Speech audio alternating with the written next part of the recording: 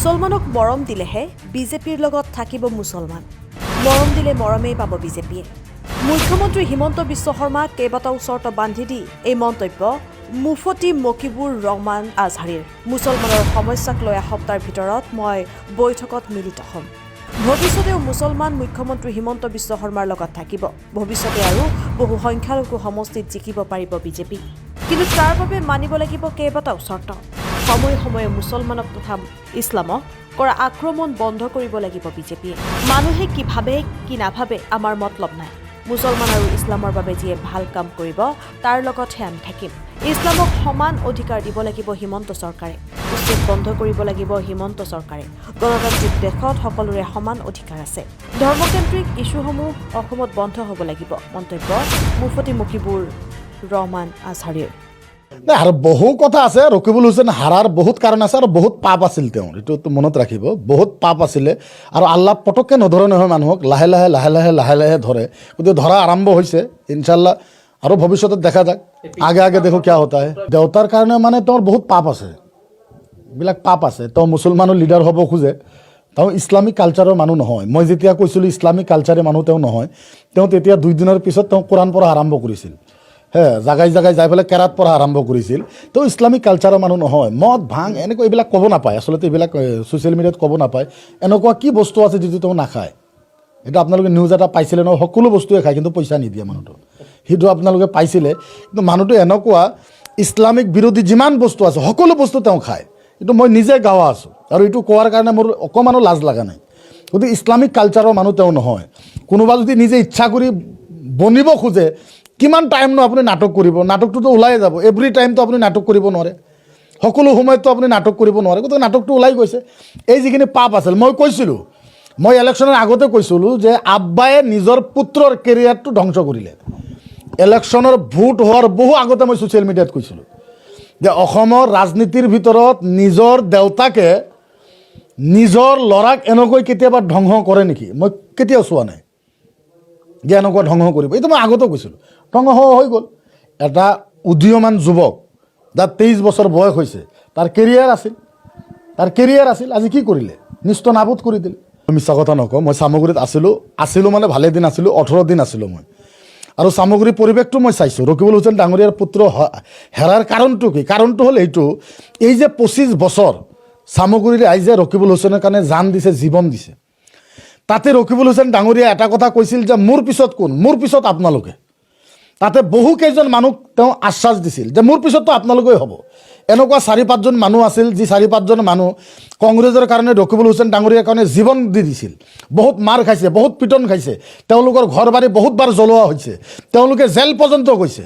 কিন্তু তেওঁলোকৰ আশা আছিল যে চামগুৰিত ৰকিবুল হুছেইন ডাঙৰীয়া যেতিয়া MP হ'ল ধুবুৰীৰ, তেওঁলোকৰ আশা আছিল যে আমি 4-5জন মানুহৰ ভিতৰত যিকোনো এজন মানুহক আমাক টিকটটো দিব।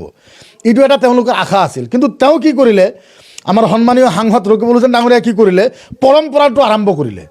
সেই 4-5জন মানুহক নৎসাত কৰি 20-25 বছৰৰ তেওঁবিলাকৰ যিবিলাক ত্যাগ আছিল, সেই ত্যাগবিলাক নৎসাত কৰি আকৌ নিজৰ পুত্ৰক MLA বনোৱাৰ কাৰণে, দিছপুৰ দখল কৰাৰ কাৰণে, গাদীটো ৰক্ষা কৰাৰ কাৰণে, নাওমনি এটা ল'ৰা, যিটো ল'ৰাক নাকত টিপি দিলে দুধ ওলায়, গাখীৰ ওলায়। মই আগতেও কৈছিলোঁ, যিটো ল'ৰা এতিয়াও মাৰ্বল খেলে, মাৰ্বল খেলাৰ বয়স, ইয়াক দিছে বিধানসভাৰ MLAৰ প্ৰাৰ্থী। চামগুৰি ইমান ডাঙৰ সন্মানীয় সমষ্টিৰ তেওঁ কেণ্ডিডেট বনাইছে। তেওঁ বিধানসভাৰ পবিত্ৰ মজিয়াত যায়, কিনো কথা ক'ব?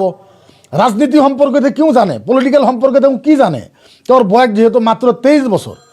গতিকে ৰাজনীতিক তাতে প্ৰব্লেমটো সেনেকুৱা হৈছে, যাৰ কাৰণে হাৰিলে। আৰু ইয়াৰ লগতে মই এটা কথা বিনম্ৰভাৱে অনুৰোধ কৰিম যে 1.5 বছৰৰ কাৰণে আমি যদিও ৰকিবুল হুছেইন ডাঙৰীয়াৰ পুত্ৰক যদি জিতাই আনিলোঁ হয়, চৰকাৰটো আৰু কংগ্ৰেছৰ নহ'ল হয়। মাত্ৰ 1.5 বছৰ, 1.5 ইয়াৰ্ছ, 1.5 বছৰৰ কাৰণেতো যিহেতু চৰকাৰ পৰিৱৰ্তন নহয়। কিন্তু বিজেপি এটা কথা কৈছিল যে 1.5 বছৰৰ কাৰণে আমাক ভোট দিয়ক, আমি আপোনালোকৰ কাৰণে কি কৰিব পাৰোঁ, মই ইয়াৰ জৰিয়তে অসমৰ সন্মানীয় মুখ্যমন্ত্ৰী ডাঙৰীয়াক বিনম্ৰভাৱে অনুৰোধ কৰিছোঁ। আৰু আপোনালোকৰ মাধ্যমেৰে মই ক'ব বিচাৰোঁ, মই প্ৰায় 1 সপ্তাহ 10 দিনৰ ভিতৰতে মই CMৰ লগত বহিম। অসমৰ সন্মানীয় CM ডক্টৰ হেমন্ত বিশ্ব শৰ্মা ডাঙৰীয়াৰ লগত মই বহিম, তেওঁৰ লগত আলোচনাখিনি কৰিম। চামগুৰিবাসী ৰাইজৰ, বিশেষকৈ শালপাৰা যিটো পঞ্চায়ত আছে, এই মানুহখিনিৰ এটা আবদাৰ মই অসমৰ মুখ্যমন্ত্ৰীক কৈছোঁ, ডিপ্লুৰঞ্জন শৰ্মা ডাঙৰীয়াক কৈছোঁ, জিতু গোস্বামী ডাঙৰীয়াক কৈছোঁ তাতে কাঠপাৰাত এটা মুছলমানৰ আটাইতকৈ বেছি প্ৰব্লেম সেইটো হ'ল তাতে প্ৰায় ফৰেষ্টৰ প্ৰায় 3000 বিঘা মাটি আছে। সেই মাটিত আমাৰ বহু মুছলমান তাতে আছে আৰু তাতে বহু ডাঙৰ এটা বিল আছে। আৰু মই এতিয়াই খোলাকৈ কথাখিনি নকওঁ, মোক কেইজনমান MLA কৈছিল যে মুফতি সাহেব আপোনালোকৰ মানুহে যদি আমাক ভোট দিয়ে, আমি যিহেতু বেলেগ ৰাজনৈতিক দলক সমৰ্থন কৰিছিলোঁ, তেনেহ'লে এই ফৰেষ্টৰ মাটিখিনি আৰু ইয়াতে উচ্ছেদ নহ'ব আৰু বিলখিনি গোটাই মুছলমানক দিয়া হ'ব। মই অপেন হিচাপত কৈছোঁ আজি, এইকাৰণে অপেন হিচাপত কৈছোঁ কথাষাৰ, যিহেতু চামগুৰি ৰাইজে যিহেতু মুছলমানে বহু ভোট বিজেপিক দিলে, গতিকে মই অসমৰ মুখ্যমন্ত্ৰী ডাঙৰীয়াক বিনম্ৰভাৱে অনুৰোধ কৰিছোঁ যে চামগুৰিয়ে নহয়, ভৱিষ্যতত অসমৰ মুছলমান আপোনাৰ লগত থাকিব, ভৱিষ্যতত আৰু বহু চিটত আপুনি জিতিব পাৰিব, মোৰ এনেকুৱা লাগি আছে। কিন্তু কিছুমান কাম আমাৰো কৰিব লাগিব। আৰু মুছলমানক যিটো আক্ৰমণ কৰা হয়, সময়ে সময়ে যিটো আক্ৰমণ কৰা হয়, ইছলামৰ ওপৰত যিটো আক্ৰমণ কৰা হয়, এইটো বন্ধ হ'ব লাগে। গণতান্ত্ৰিক দেশ, ডেমক্ৰেচি দেশ, এইবিলাক বন্ধ হ'ব লাগে। সকলোৰে সমান অধিকাৰ আছে। বাবা ভীমৰাও আম্বেদকাৰৰ সংবিধানে আমাক সকলোকে অধিকাৰ দিছে। গতিকে চামগুৰিৰ ৰাইজে যাতে কষ্ট নাপায়, যেনেকৈ বিজেপিক মৰম কৰিছে, বিজেপিয়ে তেনেকুৱা মৰম চামগুৰি ৰাইজক কৰিব লাগে। আৰু এই বিষয় লৈ মানুহে কি ভাবে তাতে ভাবক, মোৰ কোনো আহে নাযায়। মোৰ কথা হ'ল, যোনে মোৰ কাৰণে ভাল কৰিব, মোৰ কামৰ কাৰণে ভাল কৰিব, মোৰ ধৰ্ম ইছলামৰ কাৰণে যোনে ভাল কৰিব, মই তেওঁলোকৰ লগত এভৰি টাইম